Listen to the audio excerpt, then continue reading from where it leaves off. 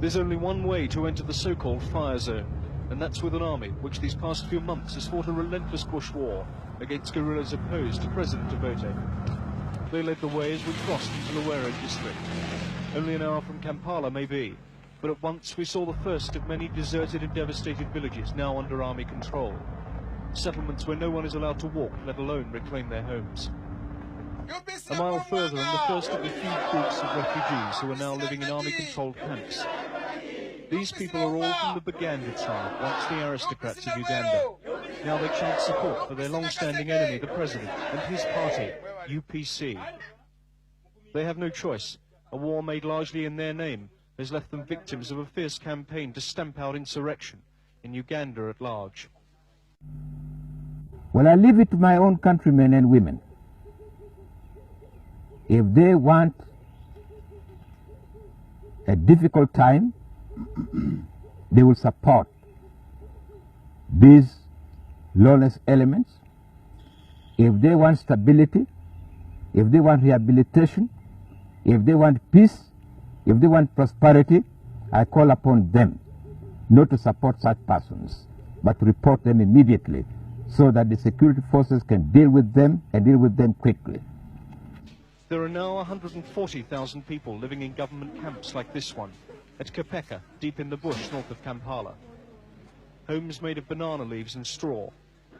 But once we found evidence of malnutrition and starvation that has become an epidemic this past year. Children are suffering unmistakably from marasmus, starvation, and kwashiorkor, protein deficiency. The sight of it alone was enough to shock Bill Turpin, MBE, CBE, an experienced Africa hand who's now been given the job by the government of taking charge of these refugees. I never expected to see this in Uganda. I never ever thought I'd see this in Uganda. It has shocked me. Every day, nurses from Save the Children and Oxfam handle more than 500 cases in their feeding station here. In their own minds, it's something of a losing battle against hunger, disease and fear among the people they care for. In this child's case, it is a vain struggle against a combination of measles, starvation and severe dehydration that had him refusing every attempt to make him drink. If the conditions within these camps are one cause for concern among the relief agencies, then so too is the situation outside them. The government does admit that their troops are now under orders to kill any male living in areas once occupied by the guerrillas. But people fleeing into camps like this report an army regime which goes well beyond those orders. There is, according to independent sources, including the churches, hardly a family in these camps that hasn't lost a relative, as the army has swept up through their villages, determined to destroy any local support for the guerrillas. Yet this is the army, supposed to be protecting them. At the main hospital in the area, a German doctor told me that he has, on average, 30 cases a week who are victims of the troops. He led us to one. She had a gunshot through the left and right upper leg and right lower arm, and one shot in the abdomen. Does she know who did it? Yes, she told us soldiers. And the story was the soldiers were drunken and were afraid because on this day 3 soldiers were killed in a village about 3 miles in the north. A child we'd filmed a matter of minutes before, the one too weak to drink, had died in his mother's arms.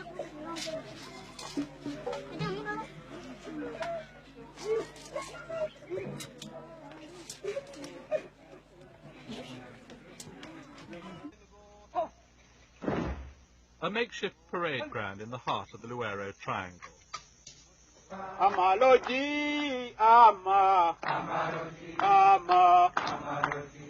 Ugandan government dismisses these rebels as bandits.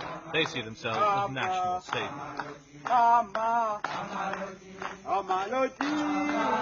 4 years ago, this man, Museven, led 27 disaffected soldiers into the bush. Today, his National Resistance Army numbers an estimated 6,000. The Ugandan Army's fighting methods against this rebellion have brought it into the centre of a human rights controversy. And the rebels are convinced that their fight is a just one. What else can we do if you have got a government which has closed off all other channels of peaceful change? What else could we do except to surrender, to resign ourselves to slavery, and we couldn't do that. as long as the people were willing. Because this is their own war. The people are actually the ones who urged us on to fight. If we do not have this support, we would never have started such a war. So it is to the people's benefit themselves. And the fact that they have been able to bear this suffering as we have seen is a testimony to the fact that this is their own war. These people are just using us. We are the instruments. If we had not started the war, we would have been declared traitors. We studied the dynamics of the situation. We knew that although we had 27 armed people, but we represented millions of potential soldiers. These thousands here, they were all civilians, all peasants. Many of them were peasants. So although the 27 armed people were a small number, they represented a huge force of potential soldiers. And we knew that with the correct tactics, we could enable the 27 to mobilize the millions who were on our side, but were not properly organized. But also have been organizing among other strata, like for instance the intellectuals from the towns, and also in the working class, and also the big businessmen. We also mobilize among them, as you can see, people of our external committee. Many of them are middle class people. So we educate everybody who is willing to work with us. Early morning and a patrol from Museven's army moves out to prepare an ambush. They're constantly trying to catch military convoys to replenish their weapon and ammunition supplies. This time they settle themselves just off the main road from Kampala. Some wait in the grass, while 20 yards ahead, comrades open fire as soldiers are spotted unexpectedly.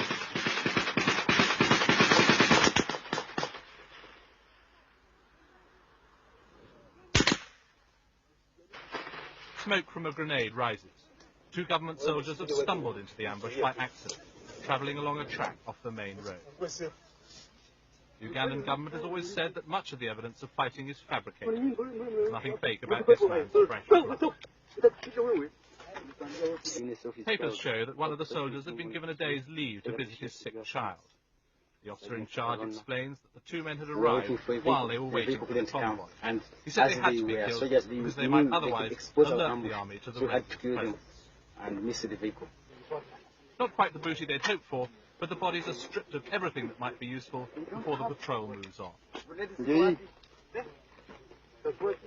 Shortage of supplies hampers the rebels more than any other single factor. They once had some from Libya, but those dried up 2 years ago. Colonel Gaddafi's conditions were too demanding. Now everything is plundered from the government forces. Lack of ammunition and proximity to the enemy means in training they simulate the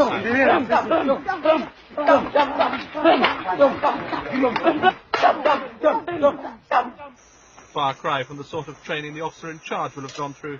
He was at the Mons military training school in Britain. Just as rigorous as the military training is the troops' political education.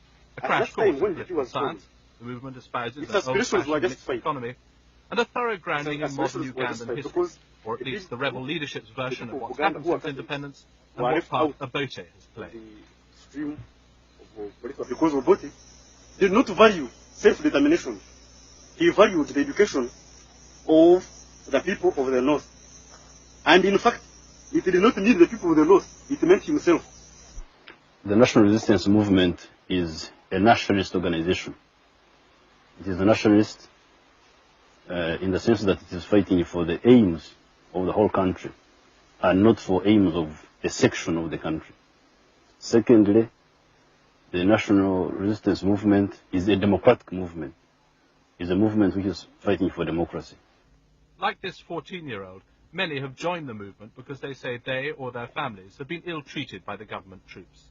Speaking through an interpreter, the child said he'd seen his mother hacked to pieces with a machete by government soldiers.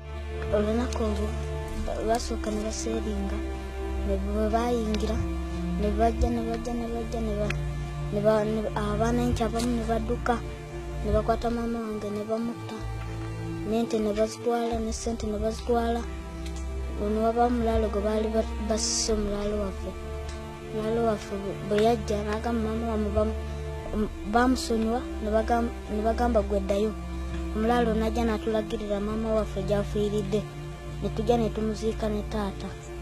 And there are a number of army deserters who claim to have been sickened by what they were ordered to do while they were serving in the army. We went on operation in Arua district, whereby an operation commander ordered the soldiers, the troops, to kill, smash everything they find in the operation area. Government troops in training. The authorities point out that they've been faced with the problem of rebuilding a disciplined and controllable army in the wake of the chaos left by Amin's fall. First, they had the help of a Commonwealth team, and there's still a small contingent of British troops training them now. But the people of the Luwero Triangle say it isn't working. The rebels showed these skeletons as evidence of what the government forces have been doing. They said a village of civilians friendly to the rebels had been wiped out. The government claims that the atrocities are being committed by the rebels themselves, and the bones might just as well belong to their victims. And they dismiss as fabrications stories like those told by this priest. Himself bearing the scars from the attack, he said that in one incident troops had taken a 6-month child from its mother and pounded it to death with a pestle and water used for breaking up ground. Where you found the groundnuts, then started pounding. It is estimated to 15,000. 10,000 being killed or massacred, and 5,000, about 5,000 have died from disease. That he runs away from Obote, who is killing them, has been killing them, is killing them, even recently was sharing them.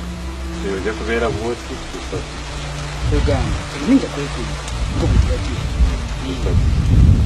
But he will be hiding until the war ends.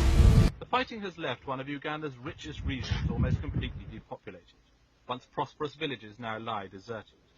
This is prime country for growing coffee, Uganda's most important export. Now the beans hang unharvested on the trees, left for the rebels to pick at will. The few civilians that remain in the area live in fear, hidden deep in the bush. They survive off what little they can cull from this once heavily cultivated land. There has been a let-up in the killing in the last few months. The rebels say that's because there are so few left to kill. And they claim conditions now compare badly even to the Amin days. They are very much worse than they were under Amin. Because under Amin, first of all, Idi Amin was not killing people outside the intellectual class. He used to kill only the elite, elements from the elite who were threatening his position. Or sometimes over rivalry, over business, things like that. But he never touched the peasantry. But Obote is killing everybody. With talk like that, there seems little hope that the rebels will come in from their life in the bush. Every 10 days or so, they dismantle their mobile headquarters, pack up the guns they've captured from the government, and move on. The houses they've constructed are destroyed, so that the camps can't be used by the government forces. A new set will have to be built at the next stopping point. Because of the rebels' mobility and the continuing problems of the Ugandan army, there seems little hope of the government finding a military solution. As far as a political solution is concerned, President Obote has said he won't negotiate with the rebels, but he will hold elections this year. He certainly dismisses that as a sham. He and his men will press on with the fight. The common characteristic is that a popular cause, which is very popular, but backed by initially irregular forces which are not regular armies, and which are not as armed as the establishment army, by using guerrilla tactics, eventually they build up enough strength to overwhelm the enemy.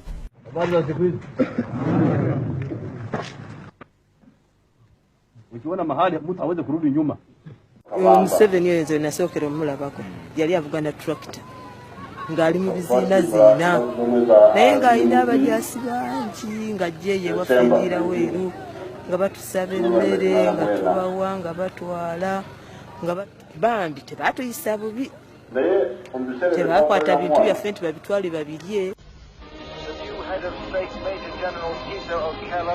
Here on the left was a man he ousted, Dr. Obote, was a close ally of the former president for many years. it was Okello who helped to overthrow Idi Amin and restore Obote to power. But today he was calling Obote a dictator as he took his place as head of state. For a long time, the authorities had tried to discredit the guerrillas, downplaying their numbers and describing them as an indisciplined group of country bandits. But the government's attempt to defeat them was a grisly failure. People suspected of supporting the guerrillas were killed by the score. And under Obote, Uganda acquired an unenviable reputation for unbridled repression and murder. Tuko karibu pale, tunasonga pole pole, pole pole, pole pole, mpaka adui mwenyewe anachoka na anaingia kwenye kitimba chetu.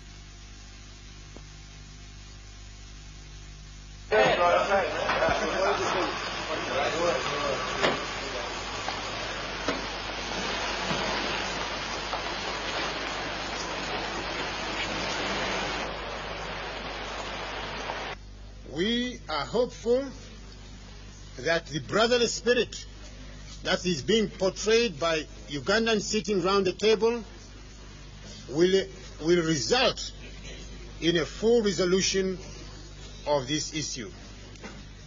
These groups with whom we have already reached some understanding are in Uganda.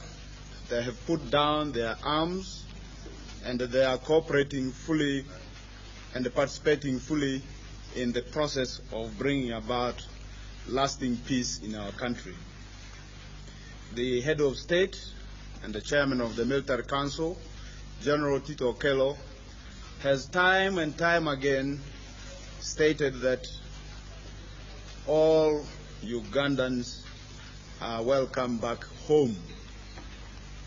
If we have any problems or any differences that need to be discussed, let's get home, discuss them in a family atmosphere, and I know that by and large the name Uganda is associated with all the tragedy which has been unfolding in this land for the last many years. But today, you know, in Uganda we have a unique opportunity to begin a new era. In a field near Namalongi, the proof of the old era lies scattered in the brush. So far, the villagers say they've counted 7,008 skulls. For 4 years, a special forces unit under Obote had their barracks here, leaving behind its unique record of performance. What the government has done is to persuade some rebel groups who had fought against Obote to hand over their arms. They're not as strong as the NRA, but they now back the military council. Now they sing not for their cause, but for Uganda's as a whole. Whatever comes out of here, let's go to the council. Andrew Kayira is one of those rebel leaders who joined the military council, but he did not give up his arms. For now, he's concentrating on meetings, but soon he feels he may have to make a choice. We may not have to take sides yet, till after some time. One thing that is making the situation difficult is are the reports of atrocities being committed by UNLA, the indiscipline in the UNLA. And that has been one of the items on the agenda today. And, you know, I had to speak very strongly on it. Do you believe the reports? Of course I do. There is no doubt that the killings are continuing, and that despite steps like this release of prisoners, Uganda's new leaders still aren't trusted.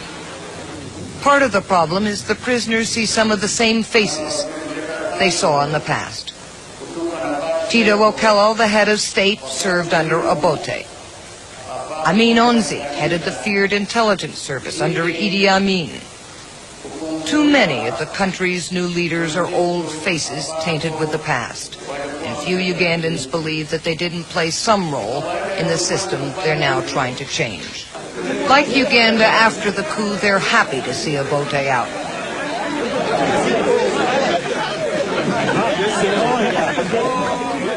They're happy to have a little breather of freedom, but they can't quite believe that the new regime will bring peace. Well, at least in words and the deeds, they talk of change, that they have changed. And they talk of peace. And they are not involved in the atrocities right now, if indeed they are genuine. But they have to show it by dealing with their juniors. Have they shown that yet? Well, not yet, not right now. And that's what I've been demanding. I want to see it soon, if not tomorrow. Broadly speaking, the difference is on whether we are going to hold fellows who committed crimes in the past accountable for their crimes, or whether we should condone these crimes. I think that's why the other side is scared of some of these points, scared of an agreement. If you do not sign the agreement, will it be all-out war? Well, of course, the war is on. The war is going on. So if the agreement is not signed, the war will go on until it is concluded by military means. You see, journalists are really sensational. All out war. What's the difference between what's happening now and all out war? Because this is now all out war. You see, all these things brothers depend mainly on intentions and partly on mechanisms provided for in the agreement. If the intentions are good and the principles of the peace agreement are good and the mechanisms are good, then the peace treaty can hold.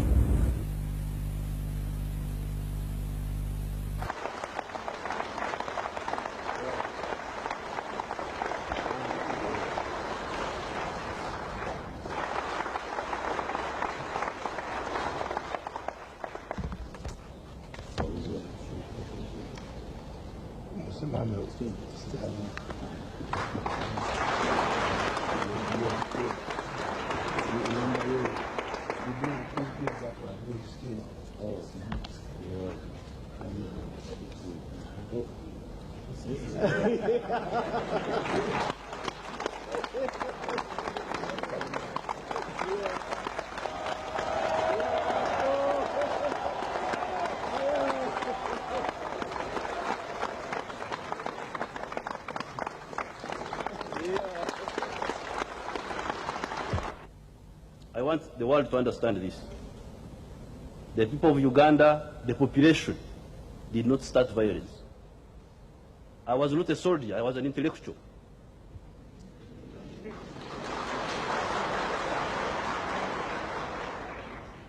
Why did I become a soldier? I became a soldier to defend myself and my people against state-inspired violence.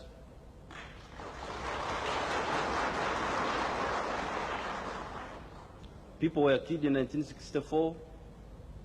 Our people were killed in 1966. Our people were killed in 1969. Amin killed our people from 1971 to 1979. Milton Obote killed our people from 1981 to 1985. And the military council has been killing our people even recently.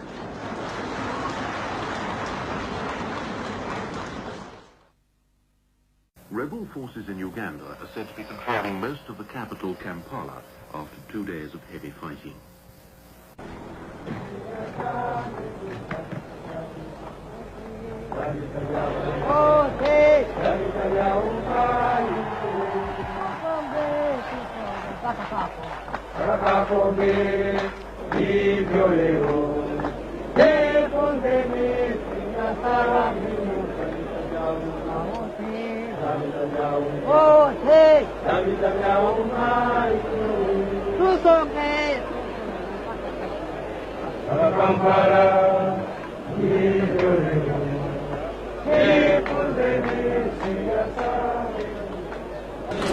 I, Luwero Museven, swear that I will be faithful and bear true allegiance to the Republic of Uganda, and that I will preserve, protect, and defend the Constitution.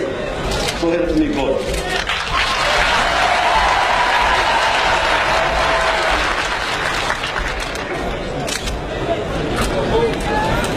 Nobody should think that what is happening today, or what has been happening in the last few days, is a mere change of guards. This is not a mere change of guards. I think this is a fundamental change in the politics of our country.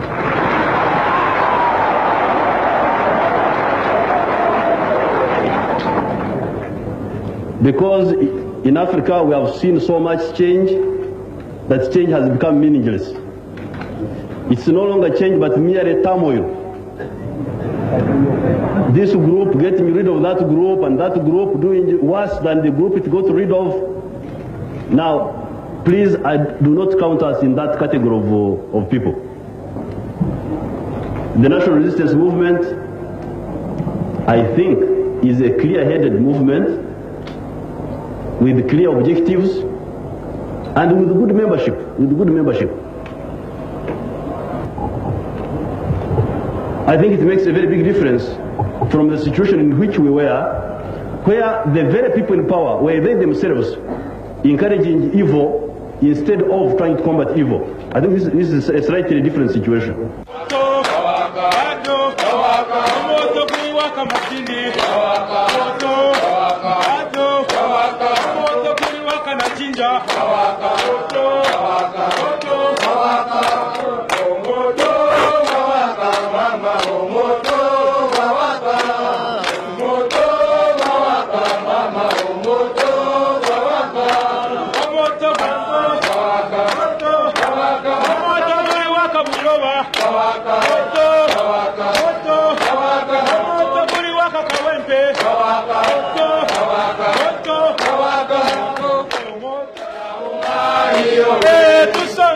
Tusonge mpaka na jinja hivyo leo jifunzeni siasa mbinu za vita vya umoja vya umani tusonge mpaka na guru hivyo leo jifunzeni siasa mbinu za vita vya umoja